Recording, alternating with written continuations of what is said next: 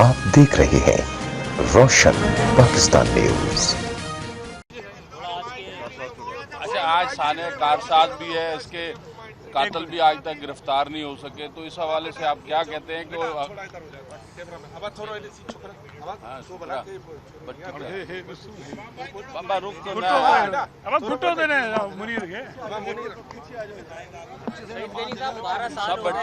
सानिया कारसाज के मुलजमान तो गिरफ्तार नहीं हुए, पीपल्स पार्टी की क़यादत को गिरफ्तार किया जा रहा है, क्या कहेंगे आप सूरत हाल में आज 12 साल बाद? देखिए, एक तो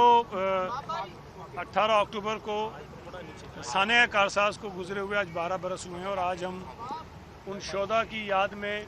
12वीं बरसी मना रहे हैं, 12वां योम शहादत उनका मना रहे हैं। और हर बरस की तरह हम पहले कब्रिस्तान में गए, शहीदों की कब्रों पर फातिहा की, उसके बाद ये यादगार पर मौजूद हैं और अभी शाम में हमारा जलसा होगा जिससे चेयरमैन बिलावल भुट्टो ज़रदारी साहब खिताब करेंगे, शोधा को खराज अकीदत भी पेश करेंगे और यकीनन मुल्क की हालात पर भी बात करेंगे।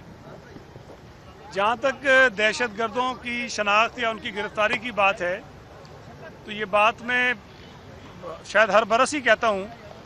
कि हम हमेशा 18 अक्टूबर और 27 दिसंबर के वाक़े को एक वाक़या समझते हैं। 18 अक्टूबर को जो ग्रोह, जो लोग, जो सोच, जो ताकतें इस हमले में मुलविस थीं, उन्होंने ही 27 दिसंबर का वाक़या भी करवाया जिसमें मोहतरमा बेनज़ीर भुट्टो साहिबा भी शहीद हुई। ये हो नहीं सकता कि आप 18 अक्टूबर और 27 दिसंबर के वाक़यात को अलग अलग उनकी तहकीकात करें या उनको अलहदा देखें। 18 अक्टूबर का वाक़या जब हुआ, ये बात रिकॉर्ड पर है कि इसी मकाम पर जब दहशतगर्दी हुई तो पीपल्स पार्टी जो वारिस थी उन शहीदों की, उनको FIR नहीं काटने दी गई और उस वक्त की हुकूमत, जिसको हम समझते थे कि वो मुलविस है, जिन्होंने शायद फैसिलिटेट किया है, जो शायद मोहतरमा बेनज़ीर भुट्टो को सिक्योरिटी देने में नाकाम हुई थी, उन्होंने खुद जाकर FIR काटी और रियासत की तरफ से FIR काटी। और जब हमने रुजू किया पुलिस से तो हमारी FIR नहीं काटी गई। जब हम अदालत में गए तो अदालत ने जब फैसला दिया कि FIR होनी चाहिए, तो उस वक्त की सूबाई हुकूमत उस अदालती फ़ैसले के ख़िलाफ़ हाई कोर्ट में अपील में गई और उन्होंने उस फैसले पर अमल दरामद नहीं होने दिया। अब अगर आप 27 दिसंबर के वाक़े को देखें तो वो वाक़या जब हुआ, उसका क्राइम सीन जो है वो 1 घंटे के अंदर धोकर साफ़ कर दिया गया और कुछ लोग बाद में पकड़े भी गए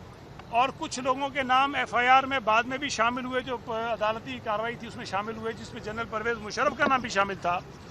तो कुछ लोगों को अदालत ने अभी कुछ अर्सा पहले, कुछ महीने पहले रिहा कर दिया और जनरल परवेज़ मुशर्रफ को आज तक वो अदालत के सामने लाने में नाकाम रहे। तो मैं ये समझता हूँ कि जो क़ुव्वतें, जो ताकतें 27 दिसंबर के वाक़े में मुलविस हैं, जिनको अदालतों ने छोड़ा है, हमारी अपील आला अदालतों के सामने है, वो इस पर कार्रवाई करें, उन लोगों को गिरफ्तार करें, जनरल परवेज़ मुशर्रफ को अदालत के सामने पेश करें